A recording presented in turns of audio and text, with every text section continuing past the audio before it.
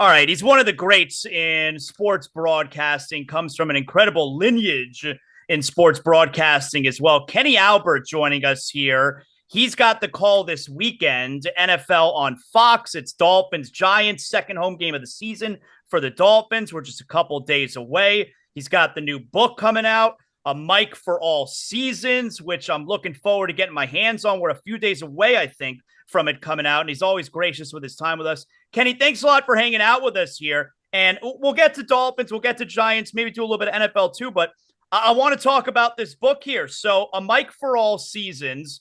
The first thing I want to ask, I'm looking forward to getting my hands on it, but every time I talk to someone who describes what it was like writing a book, it always sounds like it was a really difficult process and they don't ever want to do it again. Do you feel that way? Not necessarily. I'm not sure if I'll be able to come up with enough material for a second book, but it was a lot of fun. It was challenging. It's something I've never done before. For 33 years, I've done one thing professionally, and that's play-by-play. And all of a sudden, I'm an author, and my name's on the front of a book, which is kind of surreal. But it was an interesting process. I had always thought about it. I feel like I have a lot of stories. My wife and kids really pushed me to do it. And I started it during the pandemic when I was home for 146 straight days and had a lot of time in my hands. And I'm really proud of the fact that I wrote it alone, no ghostwriter. I did have help from my family as far as stories, remembering, specific anecdotes, some of the editing, but I actually wrote it myself. And the entire process took about 2.5 years from the time I started, handed it in to the publishers in September of 22. And then the editing process was probably more challenging than actually writing the book, the back and forth, making changes, corrections, additions. But I got my first copies a couple of weeks ago. So excited to see it for the first time. And Wayne Gretzky and Walt Clyde Frazier wrote the foreword. So just an honor to have those names with mine on the cover as well. How does that happen? Do you yourself, do you ask Wayne Gretzky and Clyde Frazier, or does somebody do it for you?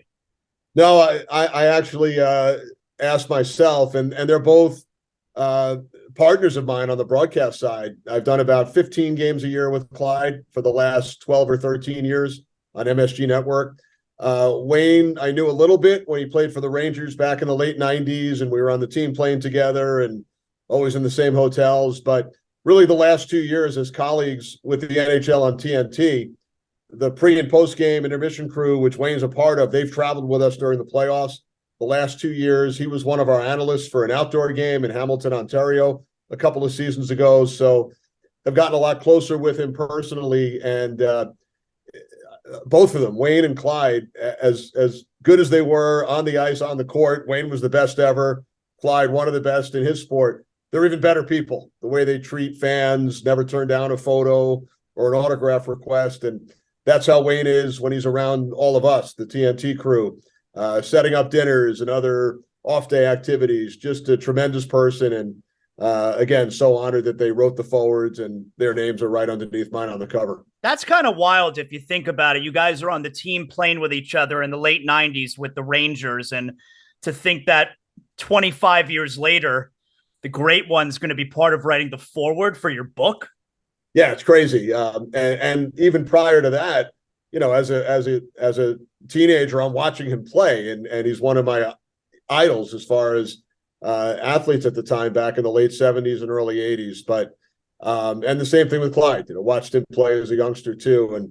And then there are some others, broadcast partners of mine, friends, colleagues, folks from other networks who are also kind enough to write a blurb, which are all together in the front section as well. So it was a fun project. Like I said, really excited. When I first saw the books, my wife and I were in the backyard in late August, and I knew they were going to arrive any day. And we heard what sounded like the UPS truck. So we both ran to the front of the house, saw the truck at the bottom of the driveway. We both took out our phones and started videotaping and taking pictures of this UPS driver. He probably had no clue what was going on, and he was wheeling up 3 boxes of books. Have you gotten a review yet? Have you gotten feedback yet from your father, Marv, about the book? I did. I gave him one of the first copies, both my parents, my mother as well, and they read it that first weekend. And they both said the same thing, that it brought back a lot of memories, because not only is the book about sports and broadcasting and games I've worked, but growing up, I have a bit of a crazy story. I was 3 months premature. I was in the hospital in an incubator for 2.5 months, the first 2.5 months of my life. My father was in Montreal calling a Rangers game the night before, and he was flying home that day. I wasn't due for 3 months, so he didn't make it to the hospital in time. Got there a couple of hours later. And then just my early life, growing up, calling games into a tape recorder. Even prior to my birth, I tell the story about, if not for baseball, the Mets and Shea Stadium, I wouldn't be here. My parents actually met at Shea Stadium. He was doing a pregame show, 23 years old, pre and post-game show for the Mets on the radio. She was 19 years old, working as an usherette, hostess, the first year the Mets played at Shea Stadium in 1964. And he actually wound up interviewing her on the radio at one of the first night games. They interviewed various folks who worked around the stadium. So, again, if not for expansion in the National League and the Mets and all that, I wouldn't be here today. So that's another one of the stories I tell in the book. We see it a little bit now, especially because social media, so everybody's able to have an opinion, where you got Collinsworth and his son, you got Ian Eagle and his son. Did you feel like you had to overcome any type of stigma because of your last name? I never really did. I never really felt any pressure. We all have an advantage in that we have a built-in teacher that we grew up with. And I learned so much via osmosis, by tagging along, going to games, keeping stats next to him through the years. And it was great. I mean, I got to go to so many games and watch the preparation, listen to the communication between the announcers and the production truck. So it was probably better than anything I could have learned in a classroom. And also, very proud of the 5 years I spent down in Baltimore and Maryland, sort of creating my own identity. First time I was really away from home, calling minor league hockey, getting the reps, 80 games a year, 6, 8, 10-hour bus rides. That was all a huge part of the process. And when Fox made the crazy bid to get the NFC package in 93 for the 94 season, they hired John Madden and Pat Summerall and Dick Stockton and Matt Millen, two unbelievable teams, as the first two crews. And the Fox executives, David Hill and Ed Gore and George Krieger at the time, they decided to hire 4 other young play-by-play announcers who all had fathers in the business. Joe Buck, Tom Brenneman, Kevin Harlan, and I were all hired in 1994. And, I think the common theme was that we grew up around it. We learned from such a young age. And you mentioned Jack Collinsworth, and Ian Eagle's a good friend. And I've known Noah for a long time, and he's doing an incredible job with the Clippers the last several years, and now with NBC on college football. So I think the common theme is that we all had great teachers. There are thousands and thousands of children of lawyers and doctors who go into their professions. And a big part of it is growing up around it and learning by osmosis, watching. But getting back to the original question, I didn't feel any extra pressure. Maybe I should have, but it was just a great experience growing up in that atmosphere.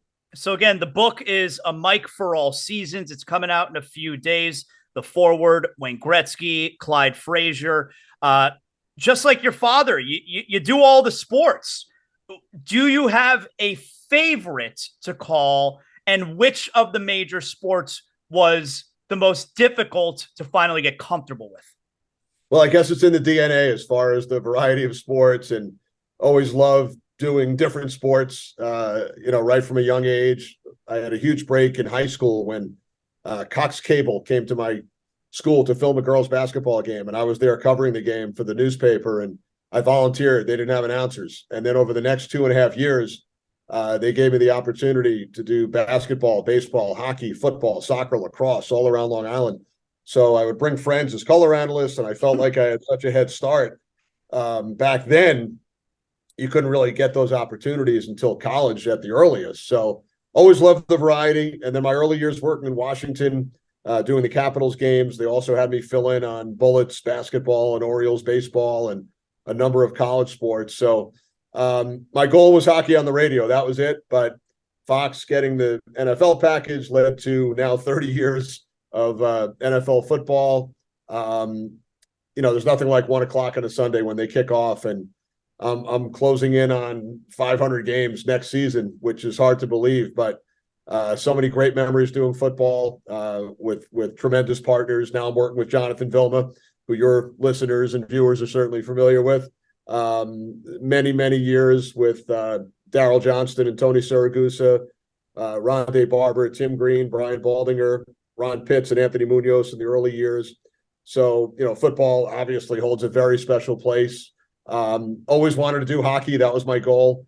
And calling the NHL now for 30 plus years, NHL on TNT, heading into the third season, NBC prior to that, Rangers on the radio, the Stanley Cup final, 2 of the last 3 years on the TV side, and then really enjoy doing basketball and baseball as well. And have done other sports, boxing, track and field, volleyball at the Olympics. And in the book, I talk about the challenges of working new sports that I certainly wasn't as familiar with. Also talk about the 4 different sports, the differences, the similarities in calling the games, the radio versus TV as well. So I cover a lot. Hopefully I didn't forget any stories in the book. There's a story on travel tales, on the Olympics, on how we did the broadcast during the pandemic, a chapter on paying it forward. So hopefully those who pick up the book will enjoy it. Did you ever miss not being a fan? I mean, you're a fan of sports. I'm sure you grew up around the New York teams because of your father. But when you start working, it's like, all right, this is my job.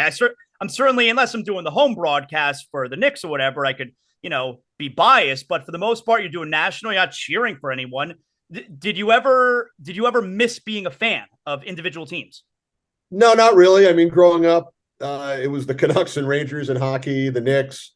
And I kind of rooted for all the New York teams as a kid, the Giants and Jets, the Mets and Yankees. They didn't really play each other a lot back then, so it was a little bit easier to do.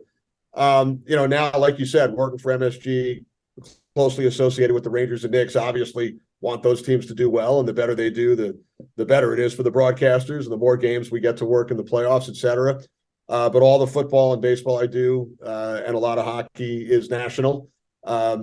Every fan thinks we hate their team when we're calling a game down the middle. I feel like I don't hear that very much about you. You're right with the sentiment, but I don't hear that much about you. That's a good thing. That's a good thing. But, I'm still a huge sports fan. So much of the preparation that I do is watching other games and reading a ton about sports every day, and preparing charts and pouring through statistics and other publications that we get from the teams and the leagues and the networks. So still a huge sports fan, but it might not be necessarily, going to games with pom-poms and the foam finger, but I would still consider myself a huge sports fan. It's all part of what I do. And I just feel so lucky that there's a lot of work and a lot of travel that goes into it, but I never feel like I'm going to work.